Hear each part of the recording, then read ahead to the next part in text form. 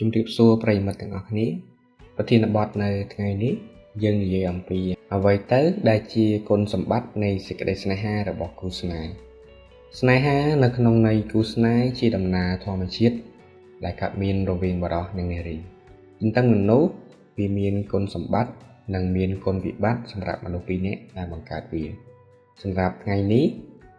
ផ្លូវស្នេហាក៏សូមលើកយកនៅចំណុចខ្លះៗដែលជាគុណសម្បត្តិនៃសេចក្តីស្នេហាចង់ដឹងថាមានអ្វីខ្លះយើងចូលទៅដល់ចំណុចនឹងទាំងអស់គ្នាចំណុចទី1គឺបង្កើតអារម្មណ៍រំភើបរីករាយពិតណាស់អ្នកមានឬក៏ទៅជួបជាមួយនឹងស្នេហាដំបូងប្រកាសជាមានអារម្មណ៍រំភើបសប្បាយរីករាយក្នុងចិត្តព្រោះថានេះជាអារម្មណ៍តាមធម្មជាតិក្តីស្រឡាញ់ចេញពីបេះដូងទៅនឹងដៃគូនឹងកើតមានឡើងខ្លាំងនៅដំណាក់កាលមានស្នេហាចំណុចទី2មានកម្លាំងចិត្តនិងចាប់ផ្ដើមរៀនពីភាពចាស់ទុំជាការពិតណាស់មានដៃគូស្នេហាអត្តចរិតទាំងភាគីទាំងសងខាងប្រកបណាស់ហើយពិសេសទៅនេះទៅទៀតមានកម្លាំងចិត្តបន្ថែមក្នុងការធ្វើកិច្ចការអ្វីមួយប្រៀបដូចជាក្តីស្រឡាញ់ជាអ្នកលើកទឹកចិត្តពិសេសទៅទៀតគឺអ្នកមានស្នេហាច្រើនរៀនអំពីអត្តចរិតចាស់ទុំរៀនរឹងមាំជាងមុនលះបង់និងអត់ធ្មត់ជាងមុនពោលគឺដើម្បីអ្នកដែលខ្លួនឯងស្រឡាញ់នោះចំណុចទី3ចេះទទួលខុសត្រូវនិងគិតគូរបានវែងឆ្ងាយមានស្នេហាដោយចំណុចទី2ដែលបានលើកឡើងខាងលើគឺអត្តចរិតតែងតែប្រែប្រួលពេលមានមនុស្សដែលអ្នកស្រឡាញ់គឺចេះមានទំនួលខុសត្រូវជាងមុនក្លាហាននិងទឹកចិត្តរឹងមាំជាងមុន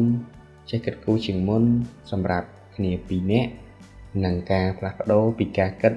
សម្រាប់តែម្នាក់ឯងមកជាគំនិតមតិយោបល់ពីរនាក់នៅក្នុងការសម្រេចចិត្តអ្វីមួយចំណុចទី4មានអ្នកលើកទឹកចិត្តសួរសុខទុក្ខនិងប្រឹក្សាយោបល់ពេលដែលអ្នកនៅ single ហើយពិបាកណាស់អាចថាមានមិត្តភក្តិចាំជួយប៉ុន្តែនៅពេលដែលអ្នកមានដៃគូក៏ប្រៀបដូចជាមនុស្សពិសេសមួយចាំជួយលើកទឹកចិត្តអ្នកពេលមានទុក្ខលំបាកផ្ដល់ភាពកក់ក្ដៅនៅក្នុងចិត្តជួយជាការប្រឹក្សាសួរសុខទុក្ខជាប្រចាំនិងអាចជួយទាំងសម្ភារៈស្មារតីនិងទឹកចិត្តបើជាស្នេហាដែលលះបង់ពិតប្រាកដមួយ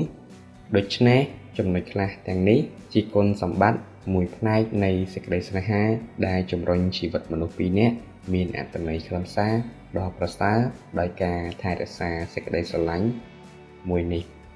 មែនតើនៅមានចំណុចជាច្រើនទៀតដែលជាគុណសម្បត្តិរបស់សេចក្តីស្នេហាសូមអរគុណសម្រាប់ការទស្សនាវីដេអូនេះហើយប្រធានបទបន្តទៀតយើងនឹងនិយាយទៅលើគុណវិបត្តិនៃសេចក្តីស្នេហាសូមអរគុណ